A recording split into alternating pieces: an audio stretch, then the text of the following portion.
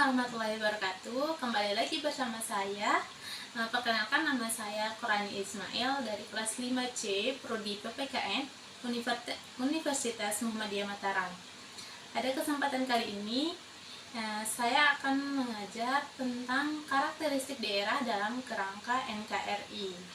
Nah, sebelum memulai pembelajaran, Ibu meminta semuanya untuk mempersiapkan alat dan bahan. Yang pertama, buku tulis, dan yang kedua pulpen, agar waktu yang kita belajar pada hari ini tidak terbuang sia-sia ya, bisa mencatat hal-hal penting yang akan Ibu sampaikan nanti. Pada pertemuan kali ini kita akan belajar tentang karakteristik daerah dalam kerangka NKRI. Kepanjangan dari NKRI yaitu Negara Kesatuan Republik Indonesia. Pada materi pertama ini, kita harus mencari tahu dulu bagaimana sih perjuangan menuju NKRI itu, atau bagaimana sih proses perjuangan sehingga Indonesia itu bisa merdeka. Maka dari itu, kita akan membahas pada video kali ini.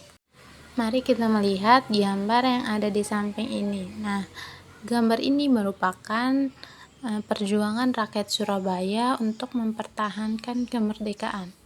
Gambar ini diambil pada tanggal 10 November 1945. Pada tanggal 10 November ini kan Indonesia sudah merdeka ya. Indonesia itu merdeka pada tanggal 17 Agustus 1945. Nah, kenapa pada saat itu rakyat Surabaya itu masih mempertahankan kemerdekaan? Karena pada masa itu masih banyak sekutu-sekutu atau bangsa lain itu yang ingin masuk ke Indonesia untuk menjajah. Nah, pada proses itu rakyat Indonesia itu sungguh sangat berusaha untuk mempertahankan kemerdekaannya, walaupun kemerdekaan kita telah diproklamasikan.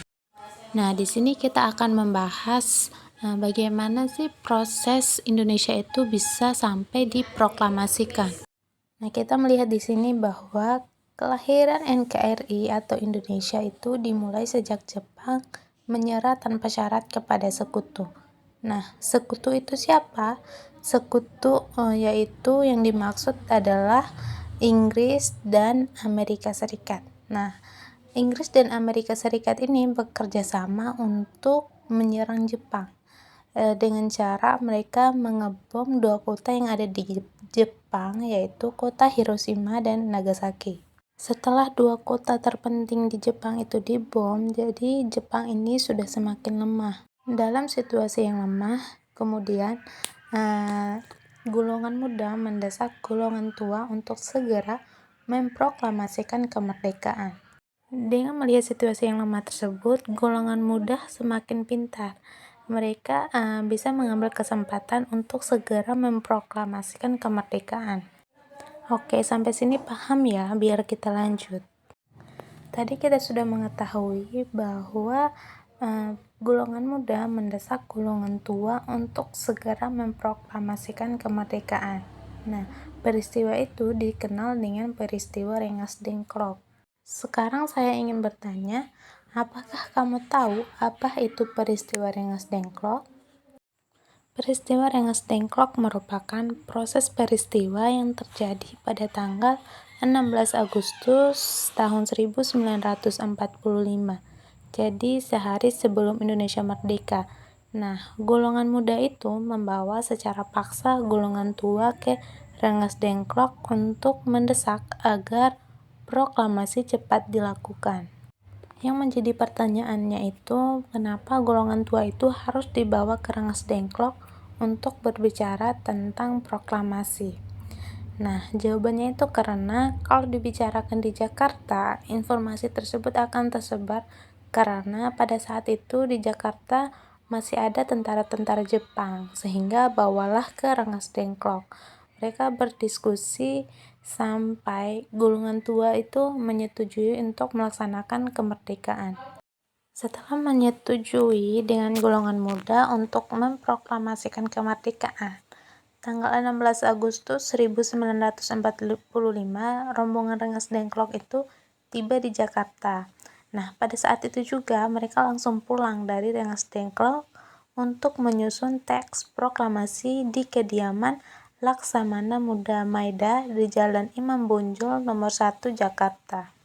Nah, bisa kita lihat di sampingnya, ini merupakan bentuk teks proklamasi yang disusun pada saat itu di kediaman Laksamana Muda Maida. Kita bisa melihat pada alinea yang pertama, yaitu sebelum diketik, kami bangsa Indonesia. Nah, dulunya itu masih tertulis sebagai kami rakyat Indonesia. Yang menulis teks proklamasi yaitu Sayuti Melik. Nah, kata itu kemudian disempurnakan oleh Ahmad Subarjo menjadi kami bangsa Indonesia. Nah, kita bisa melihat lagi yang diubah yaitu pada alinea kedua, hal-hal yang mengenai. Nah, dulu itu masih tertulis sebagai hal-hal yang mengenai pemindahan kekuasaan dan lain-lain, diselenggarakan dengan cara secermat-cermatnya serta dalam tempo yang sesingkat-singkatnya. Kemudian kata ini disempurnakan oleh Muhammad Hatta. Jadi selanjutnya kita melihat siapa saja sih tokoh di balik proses perumusan teks proklamasi. Ada beberapa tokoh penting di balik proses perumusan teks proklamasi. Nah, yang pertama ini dikenal dengan Soekarni. Soekarni ini yang mengusulkan agar Soekarno-Hatta yang menandatangani teks proklamasi, tapi dengan satu catatan yaitu atas nama bangsa Indonesia. Dan yang kedua yaitu yang kita kenal dengan Sayuti Melik. Nah, Sayuti Melik ini bertugas sebagai mengetik teks proklamasi berdasarkan perubahan yang ada. Perubahan tersebut ialah termasuk perubahan redaksi teks proklamasi. Nah, pada teks proklamasi yang dulu itu ada kata tempo. Nah, kata tempo ini diganti menjadi tempo. Huruf H-nya dihilangkan. Terus yang kedua, wakil bangsa Indonesia itu diganti dengan atas nama bangsa Indonesia. Dan di Jakarta 17 bulan 8 tahun 5 diganti dengan Jakarta hari 17 bulan 08 tahun 05. Jadi setelah diubah tanggalnya menjadi pecah atau pisah hari, bulan, dan tahunnya.